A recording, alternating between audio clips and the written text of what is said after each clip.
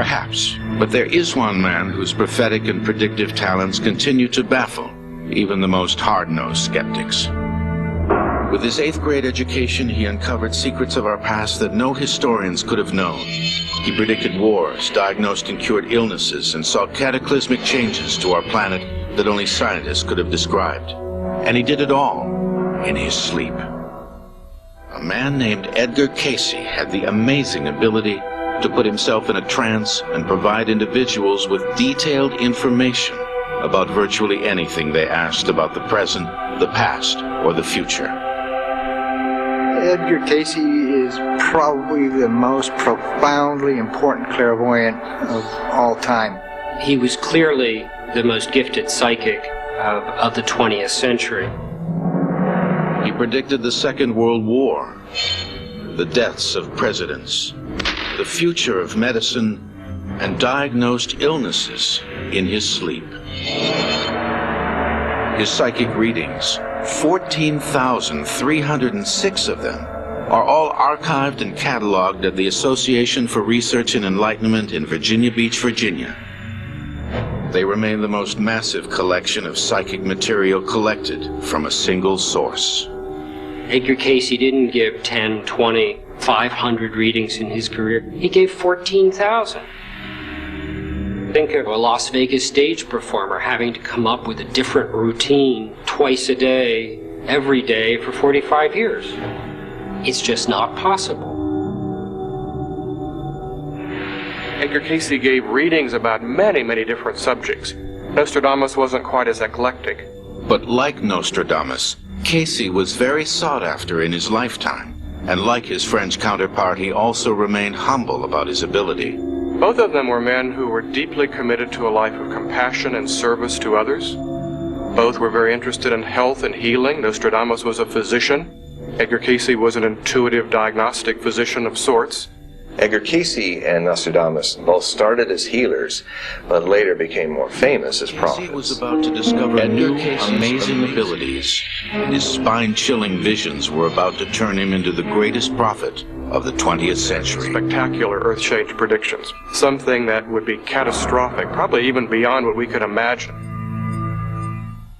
Nostradamus to the Mayas. Prophets and prophetic traditions the world over warn of cataclysmic earth changes that will soon be upon us. The ancient Mayans had a sense that there would come a time, about in these times in which we're living now, that would include tremendous destruction. They speak about the day of the withered fruit and the great tempest, things that sound rather scary. The Hopi speak of trees dying and dramatic changes in the weather that will bring in the great day of purification. Nostradamus speaks of the dead rising from their grave. And Prophet Mother Shipton warns, "Storms shall rage and oceans roar, old worlds shall die and new be born." As for Cayce's predictions for the new millennium, they are as dire as all the other prophets before him. Edgar Cayce made some extraordinary and spectacular earth-change predictions. Probably the biggest one was that the rotational axis of the Earth would change. And that's something that would be catastrophic, probably even beyond what we could imagine if that took place literally. If the tilt axis of the Earth shifted slightly, the entire mass of the Earth would have to reconfigure itself. It would shift ocean basins, it would shift where valleys are, where mountains are. Some of Cayce's visions of that future were truly terrifying. He speaks of Japan going into the ocean, inundations for southeastern United States, perhaps in a very slow way, but a permanent kind of inundation. Cayce also warned the East Coast would not be spared. Portions of the now east coast of New York, or New York City itself, will in the main disappear. This will be another generation, though. Here, while the southern portions of Carolina, Georgia, these will disappear. This will be much sooner.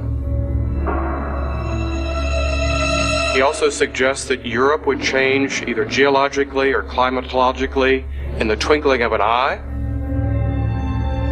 Cayce actually foresaw these as part of the shifting of the poles. He stated that the Great Lakes would flow down through the Mississippi Valley system and from there flow right into the Gulf. Amazingly, Cayce, who knew nothing about plate tectonics, said signs within the Earth would warn us of this coming pole shift. The most dramatic predictions that Edgar Cayce made is that there would be the onset of major Earth changes that would escalate in activity from 1958 on through 1998. From that period on, these trends, they would escalate again. Then we would know that the pole shift was coming. There will be the upheavals in the Arctic and in the Antarctic that will make for the eruption of volcanoes in the torrid areas, and this will begin in those periods in 58 to 98. Volcanic activity events are increasing. The torrid zone activity has increased along with general world increase by something like 500% in the last 50 years. Cayce also predicted a surge in violent storms and earthquakes in this period.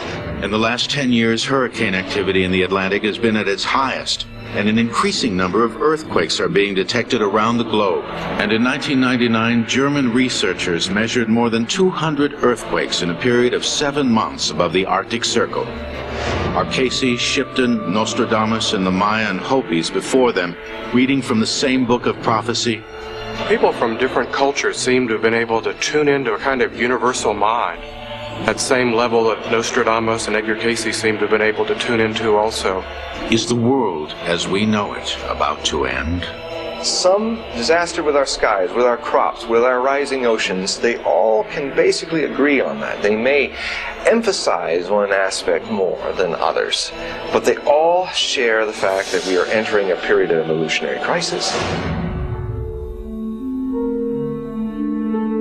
So many different prophetic traditions have talked about times of destruction, times of dire cataclysm, death, devastation. More than anything, those predictions are a wake-up call for all of us, as individuals, as a nation, as a world, to look at our relationship to the earth, to nature, and to our relationship with each other.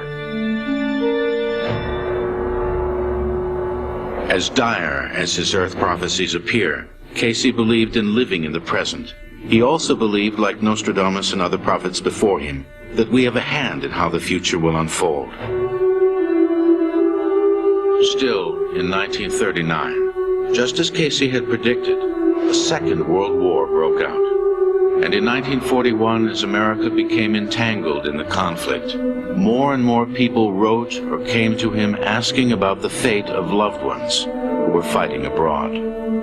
Edgar, in his own readings, was reminded to give not more than 2 a day, one in the morning and one in the afternoon, because each psychic reading was emotionally draining to a system.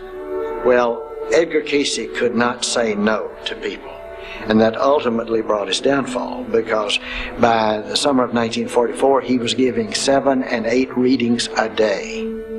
In September of 1944, fatigued and depleted, Edgar Cayce suffered a stroke. He died on January 3, 1945 in Virginia Beach. He's buried in his hometown of Hopkinsville, Kentucky. Outside the cemetery, a bronze plaque stands as a testament to his work, but to many he was more than just a great prophet. Relegating Edgar Cayce to the place of someone who simply predicted the future makes Edgar Cayce an event. And in my opinion, the material is so helpful, so valuable, that it's much more a source of information that helps people in the here and now. He isn't any one thing. That is, you can't stick him in a box and label it mystic. You can't stick him in a box and label him psychic. You can't stick him in a box and label him prophet.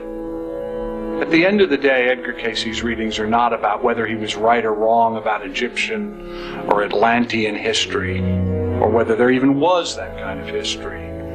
I think at the end of the day, what matters is that he helps us to better understand who we are and why we're here. Today, the Cayce materials continue to provide insights into most every subject under the sun. Whatever he did and however he did it, Cayce, like all the great seers before him, left behind a vision of what our future could be.